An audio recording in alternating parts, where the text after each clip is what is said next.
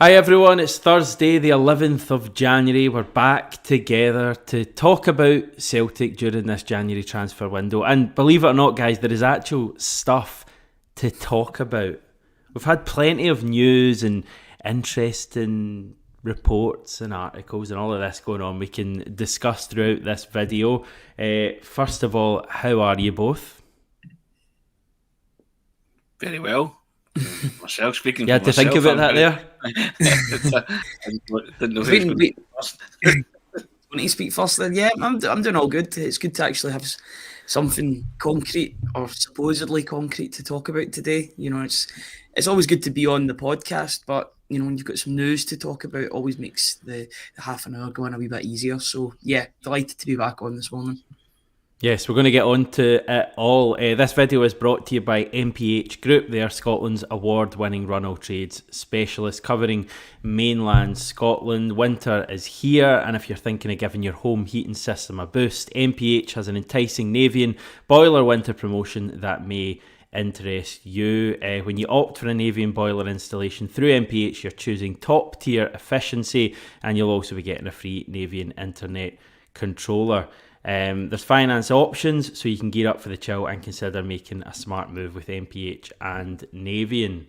So what are we at? Thursday the 11th of January, guys, and we've got our first kind of tangible bit of Celtic transfer talk, and it seems to be quite full on, some of the wording that's been used in various headlines. I've seen we had Stephen McGowan, Mark Hendry both tweeting about this late yesterday, to do with Nicholas Kuhn, or Nicholas Garrett Kuhn, as he's known on not Instagram, Wikipedia.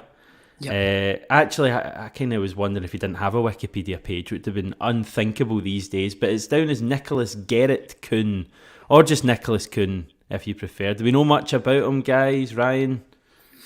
Just looking at his transfer market page. I'd never heard of the player before Celtic were linked with him, but just doing a wee deep dive into him. He's been on the books of Ajax and Bayern Munich, so he's definitely some talent. Yeah, Leipzig too. I think there was a real standout season he had for the under-17s that prompted Bayern Munich to go in for him. Yeah, it didn't work out for him at those clubs, or he got moved on and never played for their first teams. He's made his big break at Rapid Vienna, and you know, his stats this season are something to behold. Apparently, StatsBomb were tweeting about him yesterday, our stats provider that we use for analytical data. They said he was the closest thing to Angel Di Maria back in the 2019-2020 season. If we get half the player that Angel Di Maria was in his prime, then I think Celtic could be onto something. But it shows the club are doing their homework and they're looking into metrics and analytical data to see if this player could fit in at the club. It's clear they've been looking at him for a while. There's a bit of negotiations to be done with both clubs, but it looks as if it's going to happen, which is exciting. Always exciting bringing in a new player. And from watching his clips, he looks like a guy that wants to take on his man, put a ball into the box and try and score goals as well. Stats aren't the best in terms of goals and assists, but you could probably put that down to the fact that Rapid Vienna aren't having a very good season whatsoever. I think they're 6th in the Austrian Bundesliga, which is pretty much unheard of. Salzburg rule that. They rule that league every year, basically.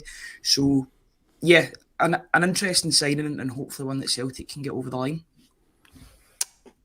I'll hang fire on the Angel Di Maria comparisons at the minute. Ryan. Strange comparison. Yes. And StatsBomb, not me. what wasn't the last recruit that we got from Rapid Vienna, Bolingoli? Yes. Sure it was. And it It was would have been, similar yes. fee, wasn't it? Similar fee, 3 million. 3 million, yep. So, yeah. I'll, That's the spirit, Tony. That's the spirit. I've been a realist, Hamish. I guess like everything else, when you watch these clips and these videos, they look the part, don't they? You see them doing their assisting and their goal scoring, and you think you get excited by it. But yeah, if it's something that Celtic are pursuing, then so be it. He's clearly appeared on the radar, and it's something that they're willing to conclude, because I think they went in with an offer yesterday, and then supposedly by all accounts they're going back in today with another offer, so they clearly want him. So yeah, I was just saying a couple, bringing realism into it before everybody gets carried away. But it's like everything else. It's exciting that they thought that they're going to bring in a player, but you do worry about things going the other way then as well. We'll maybe touch upon that. But yeah, Brendan was the very man that said the first time around he had a million wingers, didn't he? I believe. Who was that after he signed? Sved, wasn't it? Was it Sved? Well done. Yep. Yeah, Marian Sved. So we seem to have a plethora of wingers again. So you maybe wonder. We're just trying to, as I always say, connect dots and join lines. See what that maybe mean further down the line. A bit more positivity for you, Tom Mack. Kuhn on those YouTube videos looks nothing special, and JJ McGarvey, the German Marco Tilio. There we go. That's the spirit, guys. Brilliant. See, on the whole Angel Di Maria comparison, is that playing style?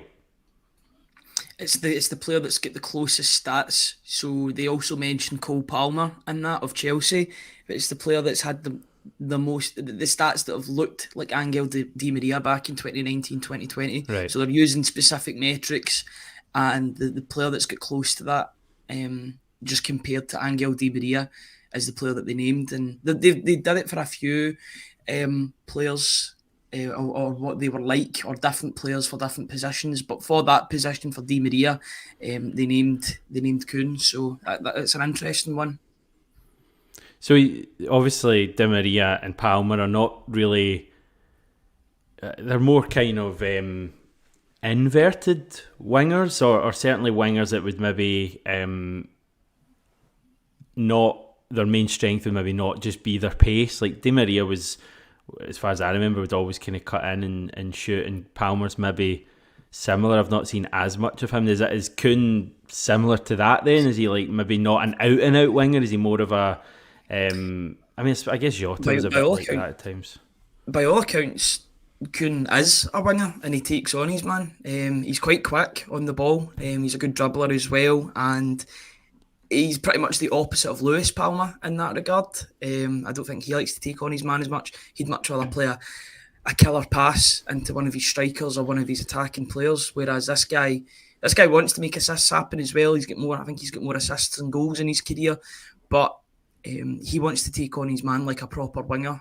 I think having that great balance between Palmer wanting to make passes and Kuhn wanting to take on his man could work to fruition in the second half of the season. If you've got two different options, then Celtic's other attacking players can go to each one depending on what they're looking for in terms of a delivery into the box or an attack from that player themselves. So it seems as if they've identified him for that reason. He's got a lot of pace. He's got a good strike of the ball as well. So yeah, I'm quite optimistic about this signing, to be honest. It seems as if they've done their homework, but it only accounts for 50%. The other 50% is that eye test of watching him in person. Just to push you on your optimism, where does it come from? I think because there's nothing else as well, to be honest. I need to put my optimism. I admire it. I must say I admire it. I just think this is it's a good level to be shopping in as well. The Austrian Bundesliga, yeah, I agree. German Bundesliga teams shop in this market as well. They might look towards Salzburg and their feeder club or their sister club Liefering FC that play in the second division of that league. But these guys, they'll be making a name for themselves, and if they're coming up statistically quite well, and if Celtic can get a good deal for around about 2-3 million for this player, a guy that could come in and instantly force his way into the first team, you would hope, then I've got no complaints about this transfer whatsoever. If Brendan Rodgers has seen it as a place that he can improve upon, then I'm all for it. But Tony, just to touch on what we said yesterday, it has to be one that Rodgers has to be a big fan. This can't be a signing that suddenly Rodgers goes, I don't fancy him. No, correct. I hope Rodgers' handprints are all over this. I really do. I'm not entirely convinced at that, but we'll soon see when he speaks about him if Celtic do happen to bring him in. I'm glad you said he's an out-and-out winger, because my father once instructed one of his amateur players to play as a down-and-out winger, and he got a bit confused.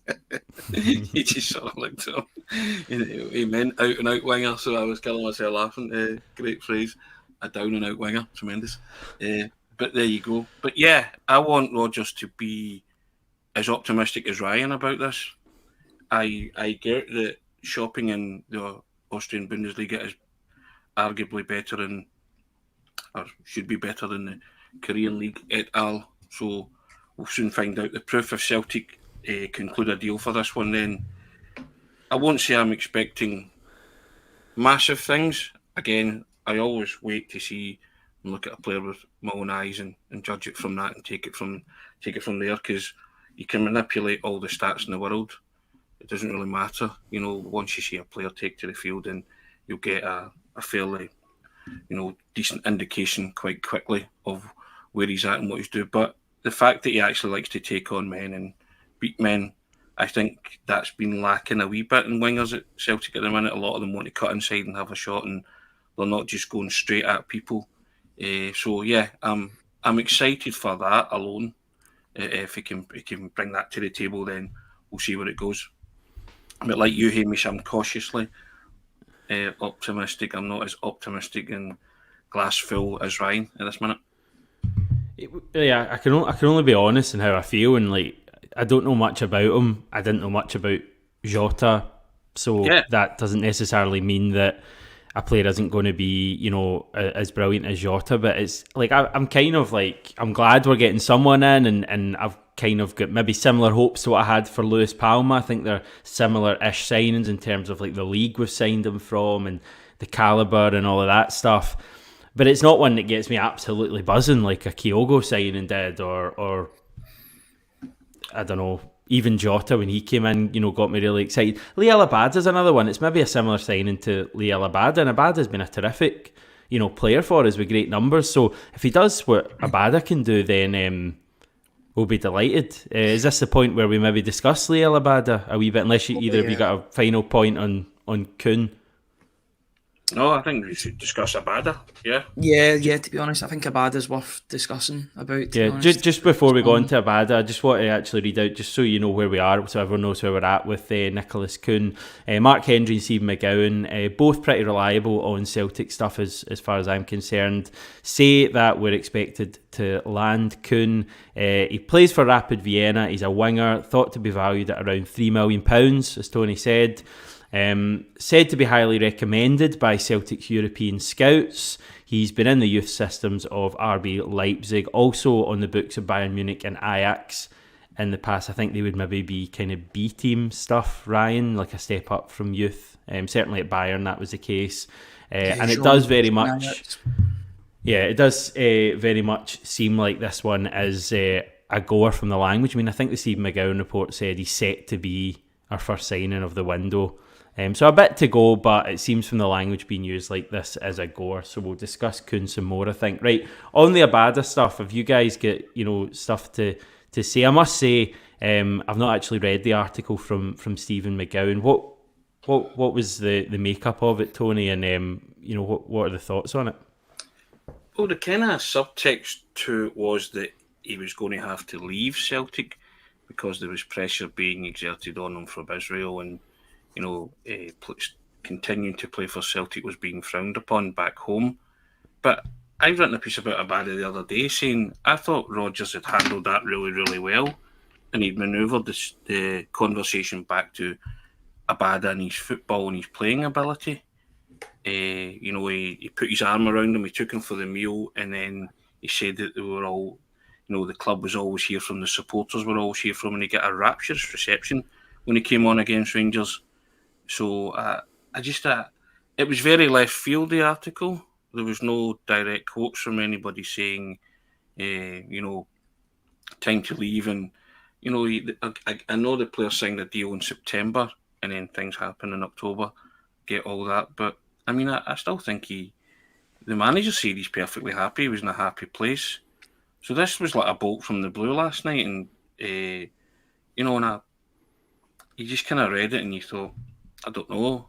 It struck me as being a bit, I don't know, or whatever. But I know you can't ignore what's going on back home. But as I say, Abada, the conversation around Abada had been shifted back to football and about what he was going to contribute in the second half of the season.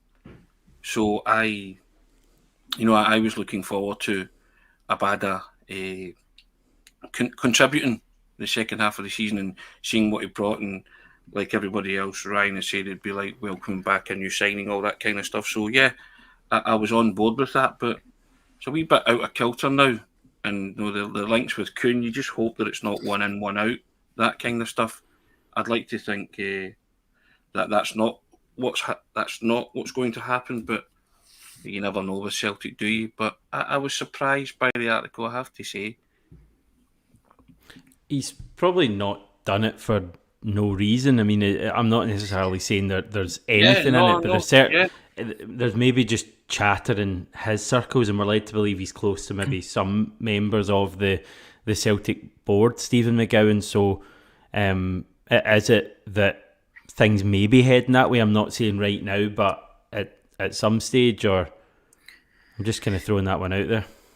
No smoke without fire, I would say, in some of these things. I don't know why he would put out this article, 11 days into a transfer window, unless there was mitigating circumstances behind it that would force that article to be constructed. I hope that's not the case, and I hope that Abada is feeling settled, because he's just off the back of signing a new deal, pledging his medium to long term future with the club under Brendan Rodgers, a guy that can definitely help him in his career. I think he's a rough diamond still. He's scored some big goals for Celtic, but there's still plenty more to come from him.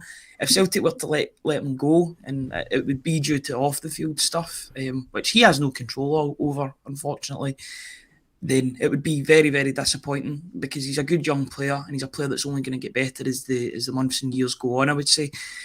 You're just hoping, as Tony said, that the fact that Celtic have been linked with a right winger, that isn't one in and one out, but that would make sense at the same time. Why would you be hearing about both at the exact same time?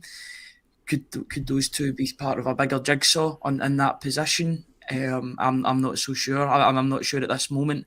You're hoping it was just a not a misinformed, because he's obviously taking quotes from Israeli players such as Zahavi and other players. The manager, the Israeli manager that was talking about Abada, the one that Celtic had to put out a statement for because his comments were so shocking towards the support.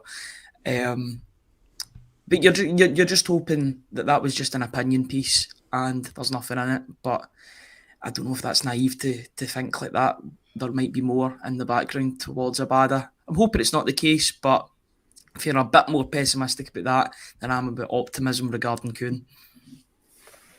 Yeah, it's a tough situation. As Tony said, it had been moved back onto the football stuff, and I think last week we were chatting positively about Abada and what Rodgers had said, and the fact it had been a difficult period, but that through injury and what else was going on, but they'd come through that. So I think we should keep the facts basically, and remember what we've heard from Brendan Rodgers, and probably treat that with a little bit more than credence than an article. But it's worth discussing anyway, and we'll see how things work out. Alan asking just a kind of question anyway, if Abada goes, how much is a decent return for him? There's an argument that Abada in the summer maybe anyway would be the time to kind of move him on. He's been at the club, but at that stage he'll have been at the club for 3 years, and most of the players that he signed with that have been successful will have moved on as well. And I agree with you, Ryan. I think he's a good player. He's scored some massive goals for us, but he's not irreplaceable. Like he's not a Jota for me. He's not that calibre, but I think we'd certainly miss his goals if we didn't replace him. Tony, you get anything else you want to say in Abada? No, just Steve McGowan, who wrote the article, he is well clued up in Celtic. He's well informed, and he has access to information. So I'll big him up for that. And he's very good. Whenever he writes about Celtic, it usually turns out to be true. So I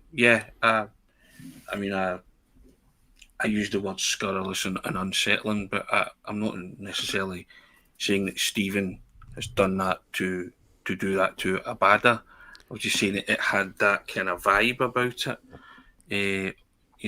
But again, going back to Ryan, there is no smoke without fire. It just seemed a strange article to come out now. That was the timing of it, seemed a bit when, as I say, everything else, when it all kind of came back to, everything seemed kind of happy in the camp.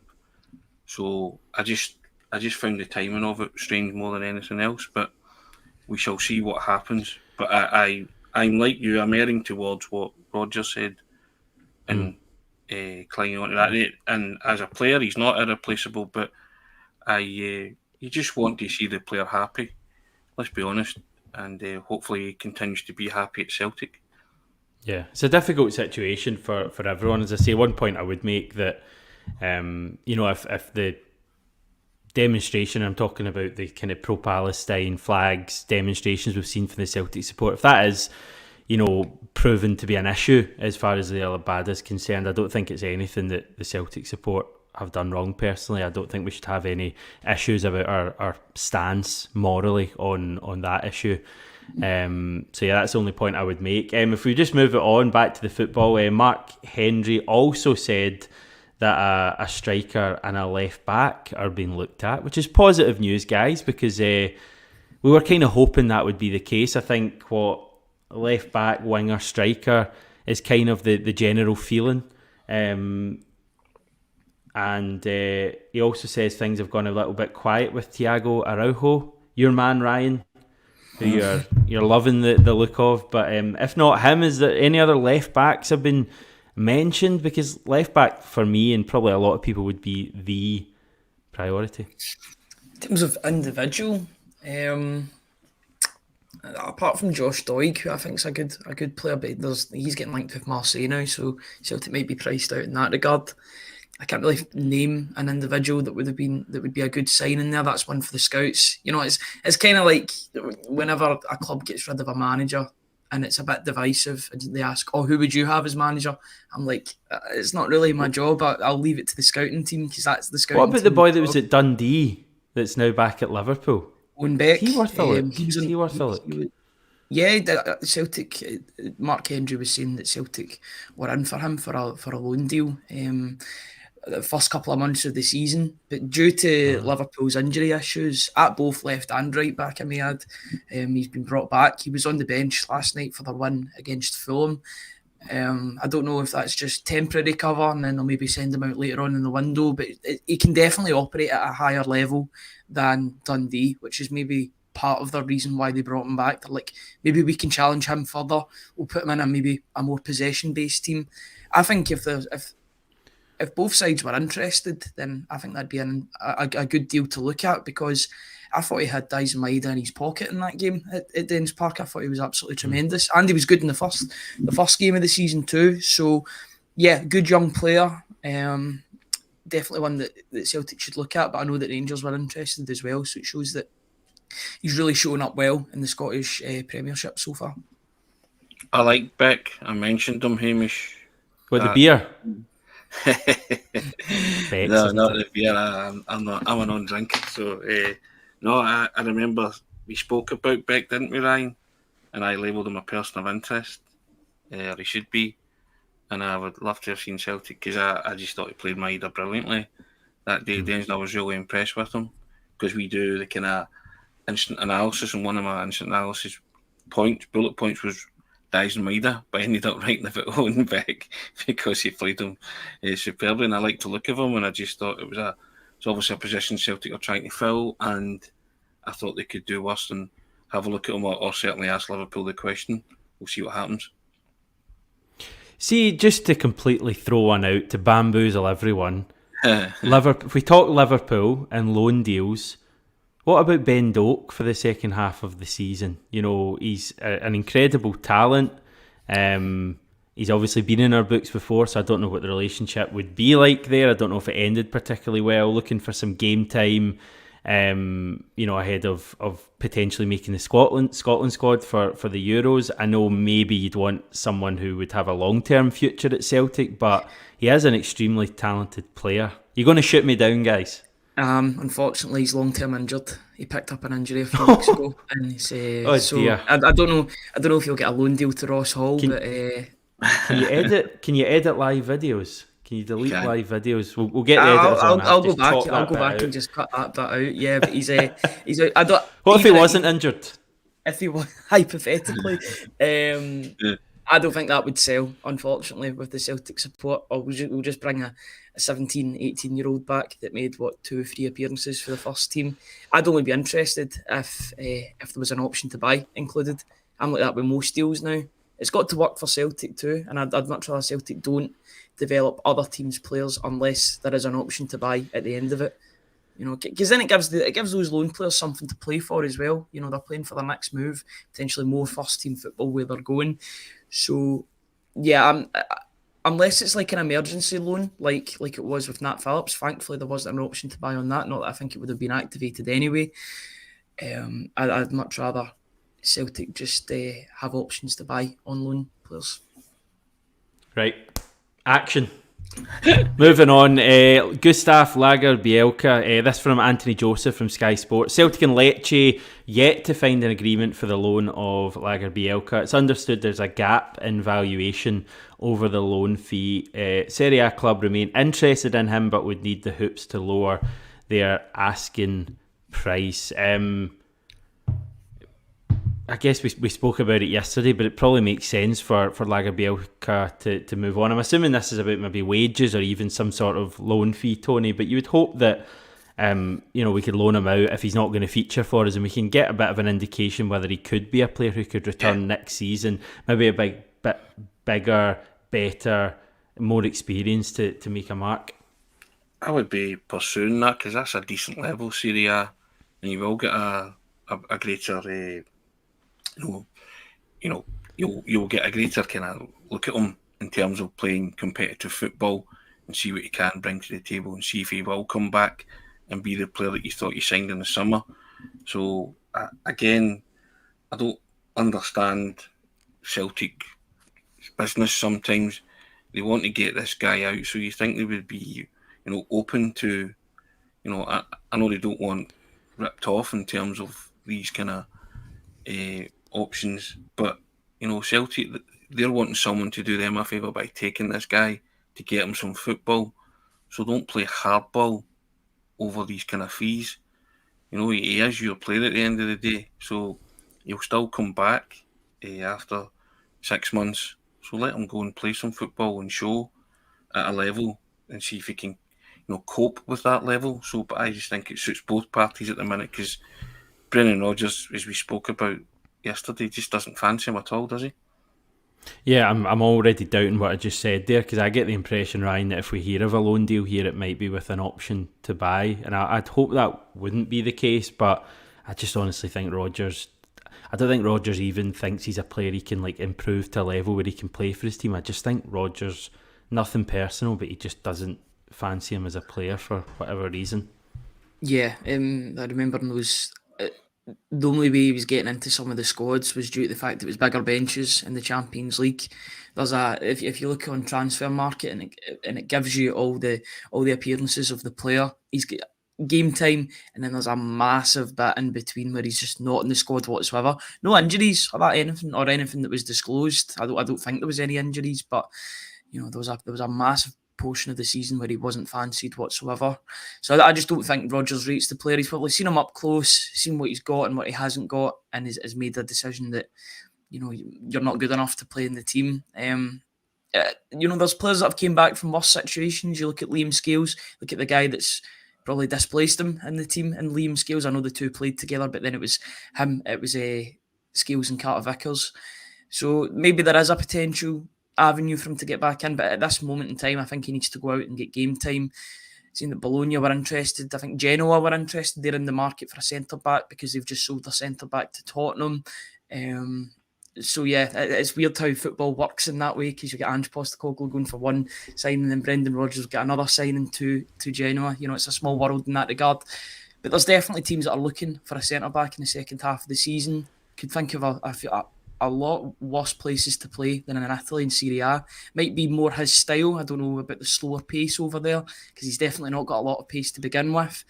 It could be a move that makes him, puts him in the shop window. If he's not going to play for Celtic, then it might put him in the shop window for other Italian teams because there's more eyes on Serie A than there is in the Scottish Premiership, out with when the teams playing the Champions League and Europa League. So could be a good move for him personally, and I think for the club just to move another body on. I don't think anyone would be complaining. I think the likes of I think the centre backs would be quite happy, like Navrovsky, having fewer centre backs to compete with. They're going to get more of a chance in the second half of the season because it was just a mess, that centre back position. There's too many. What was there, like 7 or 8 at one point? First team centre backs that you could talk about. So, losing 3 or 4 of them, or 2 or 3, can only mean good things for the other 4 or 5 that are left at the club. Yeah, as I say, I hope Lagerbielke gets out and plays football second half of the season. Personally, I would like it to be a loan with him returning to the club next year to get another look at him. I just get the feeling that it might be a kind of loan with a view to being, permanently away in the summer. Anything else happening, Tony? Anything else? What are you excited about at the moment? What are you thinking and writing about Celtic? What am I writing about? Bucky Thistle previews every single day. I don't think the Bucky Thistle game will cut it at this moment in time. What have I been writing about? I met Scott Brown the other day. We were out at... I sat down with Scott Brown the other day, so that was good. Lovely. Chatting to him. He was talking about wanting to get back in and stuff like that, and how he knew Celtic would win that game in December, and how Celtic will win the league. So I was quite buoyed by that. So it's good to see him and good to hear his thoughts. He's mellowed in his old age. Let's say old age, he's only 38, but yeah, he's certainly mellowed. So, but no, he's always good value. Speak to him, so I enjoyed that. I still love to see him back at Celtic Park. We've not properly seen that, have we? I know he came back as an Aberdeen player, and I know he had his hydro thing with Mikael Lustig, but I'd love to see him. I don't know, like if touchwood things go well and we win the league, I'd love to see him, handing the trophy over or doing the flag or even just coming back for the Paradise windfall, because I still feel he kind of deserves that return to Celtic Park. God, I miss Scott Brown. I miss him a lot in that team. Callum McGregor's brilliant, and I don't even try and compare them. I just enjoy them both, but I just miss Scott Brown a lot. He was a captain, wasn't he? He was a proper captain. You knew he was a captain. What a player. And underrated as well, I would say. A lot of people said, he was this hard man that just liked getting into tackles. Look at his passing accuracy in the Champions League, and you'll begin to realise how good a player he was. A tremendous player who changed his position about 3 or 4 times in his career, which showed that he was adaptable to whatever the team needed. He was a box to box, and then he was a number 6, and then even before then he was a wide player. So it shows how good a player he was. He catered to the team and what was required. And a bona fide legend of the club. I think when he left, that captain, leader, legend just summed it up. When he left and they gave him the kind of big send off online and on the social media channels, you couldn't sum it up any better.